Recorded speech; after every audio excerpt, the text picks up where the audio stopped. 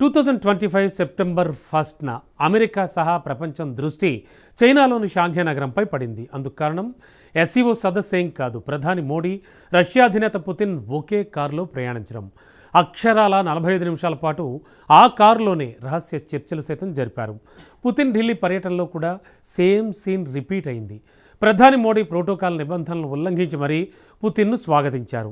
తన భద్రత విషయంలో రాజీ పడని పుతిన్ కూడా తన పవర్ఫుల్ కారును పక్కన పెట్టి ఒక సాధారణ ఫార్చ్యూనర్ కారులో మోడీతో ప్రయాణించారు. దీంతో ఈ రెండు ఘటనలు తీవ్ర చర్చకు దారితీశాయి. ఇంతకు ఏ దేశంలో పర్యటించినా ఆర్ఎస్ సెనాట్ను విడిచిపెట్టని పుతిన్ ఒక సాధారణ కారులో ఎందుకు ప్రయాణించినట్టు? ప్రధాని రేంజ్ రోవర్ ప్లేస్లోకి ఫార్చ్యూనర్ ఎలా వచ్చింది?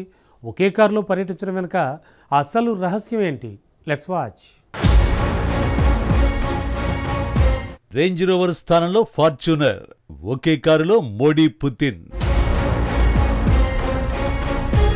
మరోసారి హాట్ టాపిక్ గా మారిన మోడీ పుతిన్ కారు ప్రయాణం. టాప్ లీడర్స్ ఒకే కారులో ప్రయాణించడం వెనుక సీక్రెట్ ఏంటి? సెప్టెంబర్ 1వ తేదీన గ్లోబల్ ట్రెండింగ్ లో నిలిచిన వన్ అండ్ ఓన్లీ ఫోటో ఇది. మోడీ పుతిన్ కలవడం అదే తొలిసారి కాదు, అదే ఆఖరిసారి కూడా కాదు. మరి ఎందుకంతగా ట్రెండ్ అయింది? ఎందుకంటే ఆ కారులో ప్రయాణించడమే కాదు, ఏకంగా 45 నిమిషాల పాటు ఆ కారులోనే చర్చలు జరిపారు కాబట్టి. పుతిన్ స్వయంగా మోడీ కోసం దాదాపు 10 నిమిషాలు వేచి చూసి ఆ తర్వాత కారులో ఎక్కించుకుని వెళ్లారు. దీనిపై అప్పట్లో రకరకాల ప్రచారాలు జరిగాయి. ప్రధాని హత్యకు కుట్రలు జరిగాయని అది తెలిసిన పుతిన్ మోడీని అలర్ట్ చేసి స్వయంగా తన కారులో తీసుకువెళ్లారని ఏవేవో ప్రచారాలు తెరపైకొచ్చాయి. విచిత్రంగా ఈ ప్రచారాలు జరుగుతున్న సమయంలోనే బంగ్లాదేశ్ లో US special forces officer Terence Jackson అనుమానాస్పద రీతిలో మరణించాడంటూ మరో వార్త వైరల్ అయింది. ఆయన CIA agent. US special officer Terence Jackson తో కలిసి మోడీని హతమార్చాలని అమెరికా ప్లాన్ చేసిందనే వార్తలు విపరీతంగా చక్కర్లు కొట్టాయి. అయితే ఈ ప్రచారంపై ఎవరూ స్పందించలేదు. తమ కారు ప్రయాణంపై మాత్రం పుతిన్ క్లారిటీ ఇచ్చారు. ఇది ప్లాన్ చేసింది కాదని, తాను బయటకు రాగానే కారు సిద్ధంగా ఉందని, అందుకే తామిద్దరము కలిసి ప్రయాణించినట్టు చెప్పుకొచ్చారు. ఆ ప్రయాణాన్ని తమ స్నేహానికి చిహ్నంగా పేర్కొన్నారు. పుతిన్ స్థానంలో ఎవరున్నా ఇలాగే చెబుతారు. ఎందుకంటే కొన్ని రహస్యాలు రహస్యంగానే ఉండిపోతాయి, పోవాలి కూడా. కానీ ఢిల్లీలో సేమ్ సీన్ ఎందుకు రిపీట్ అయినట్టు? తన శత్రు దుర్భేద్యమైన కారును కాదని ఒక సాధారణ ఫార్చ్యూనర్ లో మోడీతో పుతిన్ ఎందుకు ప్రయాణించారు?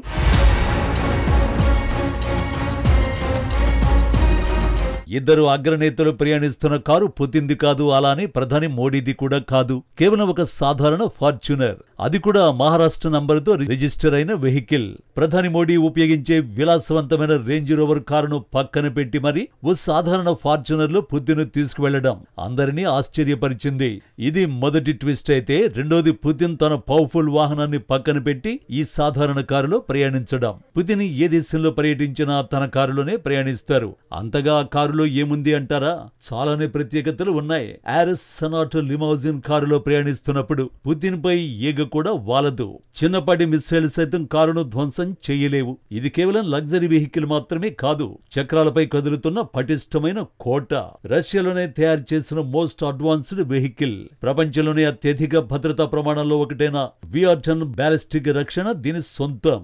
ఈ కారును బుల్లెట్ ప్రూఫ్ తో పాటు గ్రెనేడ్ దాడుల్ని, పేలుళ్లను తట్టుకునేలా రూపొందించారు. అంతేకాదు, రసాయన దాడుల సమయంలో కూడా లోపల స్వచ్ఛమైన గాలిని అందించడానికి built in air filtration, emergency oxygen సరఫరా వ్యవస్థ కూడా ఉంటుంది.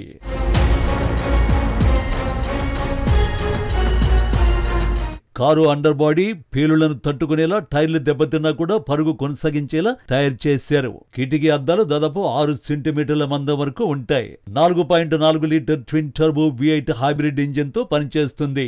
598 హార్స్ పవర్ ను ఉత్పత్తి చేస్తుంది. భారీ బరువు ఉన్నప్పటికీ కేవలం 6 సెకండ్లలో 0 నుంచి 100 కిలోమీటర్ల వేగాన్ని అందుకుంటుంది. కారు లోపలి భాగం ఖరీదైన తోలు సీట్లు, చెక్క ట్రిమ్, డిజిటల్ డాష్ బోర్డులు, సీటింగ్ సహా అత్యాధునిక లగ్జరీ సౌకర్యాలు ఈ కారు సొంతం. డ్రైవర్, ఓనర్ క్యాబిన్ మధ్య ప్రత్యేక అడ్డుగోడ కూడా ఉంటుంది. ఈ కారులో జరిగేదేది మూడో కంటికి తెలియదు. కీలక చర్చలు బయటకు పొక్కే అవకాశం కూడా ఉండదు. అందుకే చైనాలో ఈ కారులోనే ఏకంగా 45 నిమిషాల పాటు చర్చించారు. అలాంటి కారును పక్కన పెట్టి మోడీతో ఓ సాధారణ ఫార్చ్యూనర్ కారులో ప్రయాణిస్తారని ఎవరు ఊహించి ఉండరు. బహుశా పుతిన్ కూడా ఇలాంటి ఓ రోజు వస్తుందని ఊహించి ఉండరు. కానీ ఎందుకిలా సాధారణ కారులో ప్రయాణించాల్సి వచ్చింది? మోడీ రేంజ్ రోవర్ కారుకు ఏమైంది?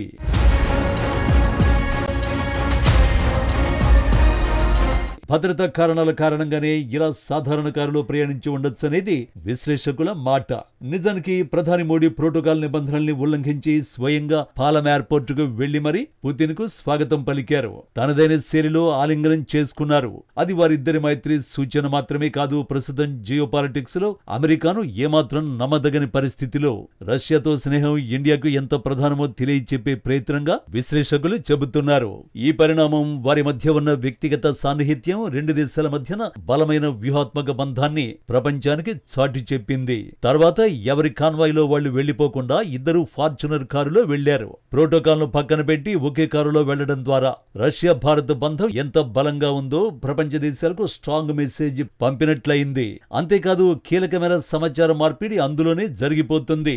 అధికారిక సమావేశాల్లో జరిగే అఫీషియల్ చర్చల కంటే అంతర్జాతీయ రాజకీయం గురించి, ముఖ్యంగా ట్రంప్ తలతెక్క నిర్ణయాల గురించి నేరుగా చర్చించడానికి ఇలా కారులో 30 నిమిషాల కంటే ఎక్కువ పట్టదు.